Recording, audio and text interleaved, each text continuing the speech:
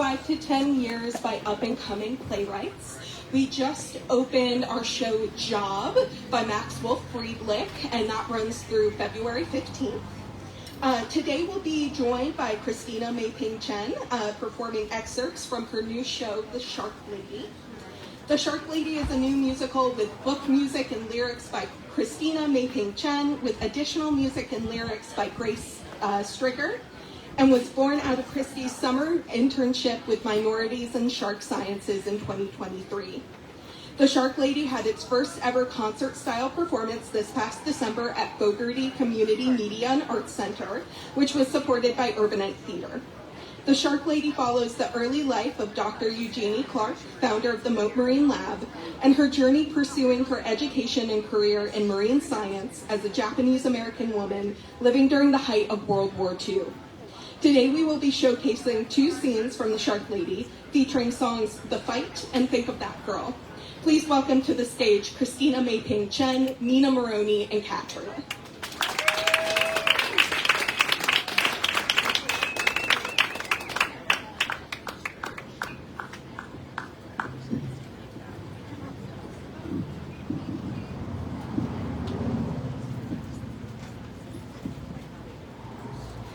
The year is 1946, Pittsburgh, Pennsylvania. Jeannie is attending her first conference with the American Society of Ichthyologists and Herpetologists, Fish and Reptiles. This is the first business meeting in 3 years, which was postponed due to World War II.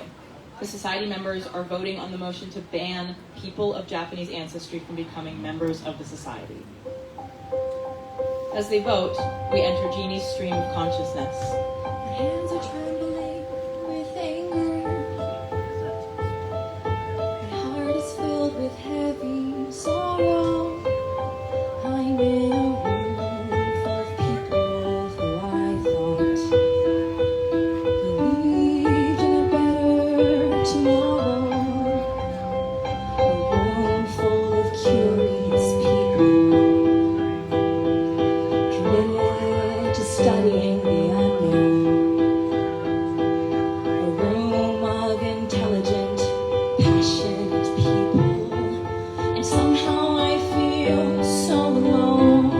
What I want to scream is no, this isn't right. But is it really worth the fight? Stay calm, Jeannie, don't make a scene. Smile and keep your head low. But oh, I don't know how far down this road I can continue to go. Blending in, pretending not to care. The business meeting fades away as we begin to travel back in time through Jeannie's memories.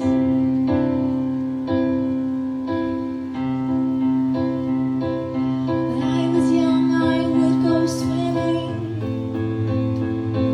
with Mama in Atlantic City. When I was young, I would have done anything to look more like her daughter, to be like her. She showed me how to fill our ears with gum.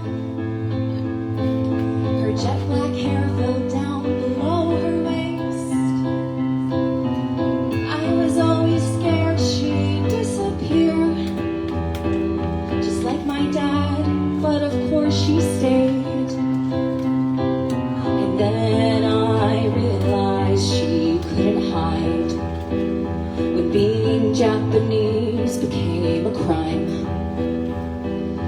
People admired her, remarked at her beauty, but only when she stayed in her place.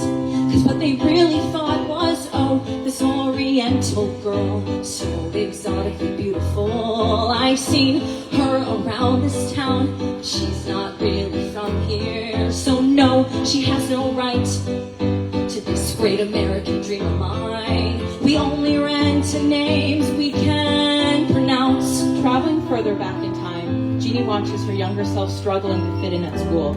A boy writes "The Jap" in thick black ink on her 3rd grade art project. At lunch, her classmates plug their noses and shake their heads in disgust at the homemade sushi and dumplings her mom packed for her. Back to the present, 1946, Jeannie watches the society vote on her future. What I wanna scream is no, no, until I go blue in the face from hearing all those whispers, names, and cruel, cruel lies. They stretch your eyes so far to mock mine. No, I wanna shake them now. Wake me up before I drown in this nightmare that has consumed my life. I don't even stop to realize it's crushing my dreams. Instead I froze. I didn't say a thing. They sat and let their words crash on me, hitting me like waves, knocking me down. I didn't fight. I blended with the crowd. They finish voting. The society president, Dr. Carl Hubbs, announces that the motion to ban members of Japanese ancestry has been denied by a margin of 3 votes.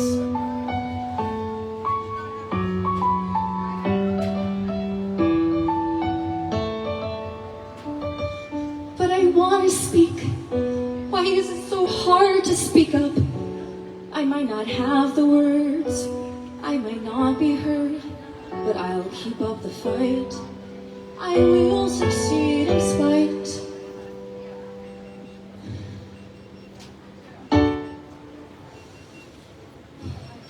Two years later, the year is 1948, New York City. Jeannie and her best friend Norma sit on the steps of the American Museum of Natural History during their lunch break. Jeannie has just come back from California, where she was planning to set off for her new job in the Philippines.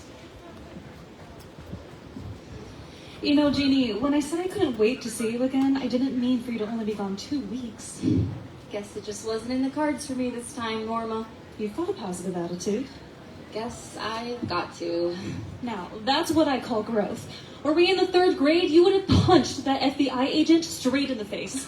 Well, luckily for him, I never saw him in person, just received a lousy letter. Think of this as a pivot, Jeannie. Now you can work towards and get back on track towards your PhD. I mean, who knows how long it would have taken you to complete your academic career after 3 years of fieldwork. And who knows how many species of fish I would have studied and just witnessed over the course of those 3 years. I mean, the chance to really dive under the water and to see the fish swim in their habitat. Just like Hub said, I just don't... Jeannie, dear, calm down. You're getting upset. I know I am. I mean, I gave up my whole life here. I moved myself all the way out to California, and for what? Just for them to tell me that actually we don't allow women on overnight excursions. So I could apply for my dream job in the Philippines, get the offer, only for the FBI to withhold my passport to look into my Oriental origins. Of course I'm upset. I'm angry. Wouldn't you be? I'm angry all the time. But you listen to me.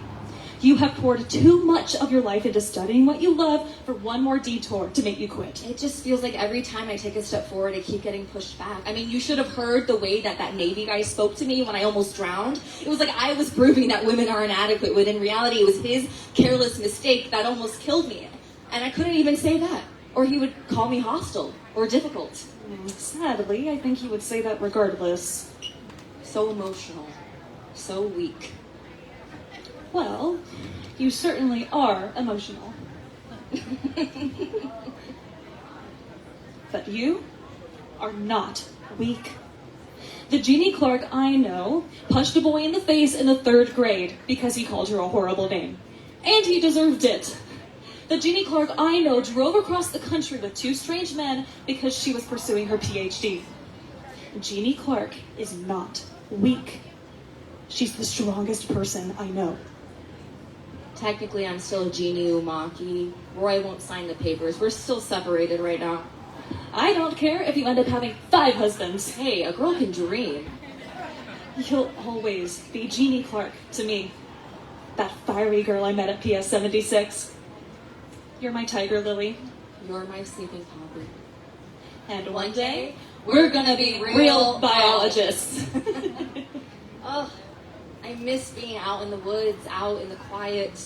Woods Hole, Bimini, Douglas Lake, exploring. That's what I want to do. You are doing it. But not just during the summer when I can take time off. I mean, full-time lab work is stimulating, don't get me wrong, but... You want more. Is that so bad?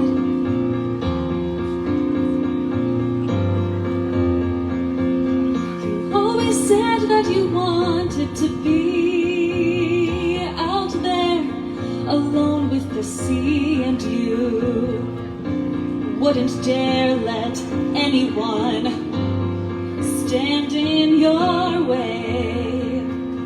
You always told me the paths that we've seen don't end, 'cause we can keep dreaming them. When you can't find your way, think of that girl.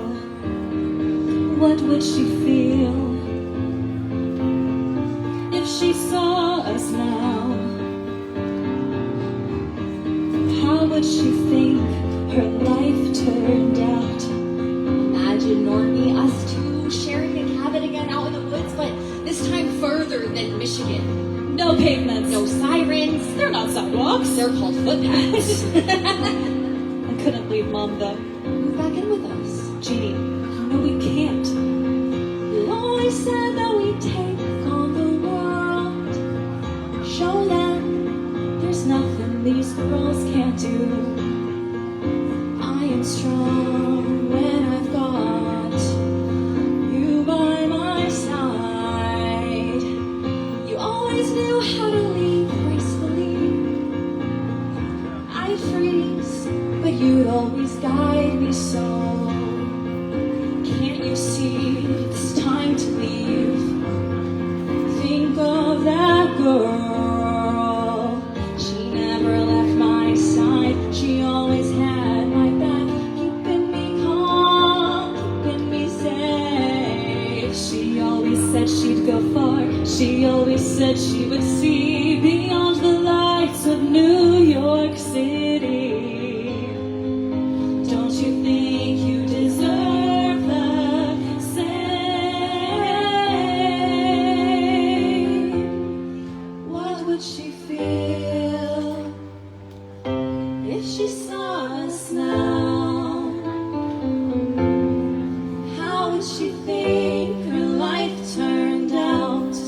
I mean it. It'll be just like high school, just us and our mamas. My dad would never allow He it. doesn't know that we It's too moved. dangerous. Do you think she'll ever leave? No, she won't. And so I have to stay. I wish she didn't have to be so strong. Me too. I love you, Norma.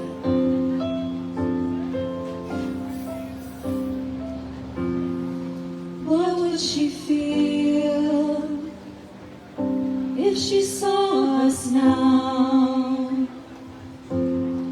Think of that girl, don't let her down.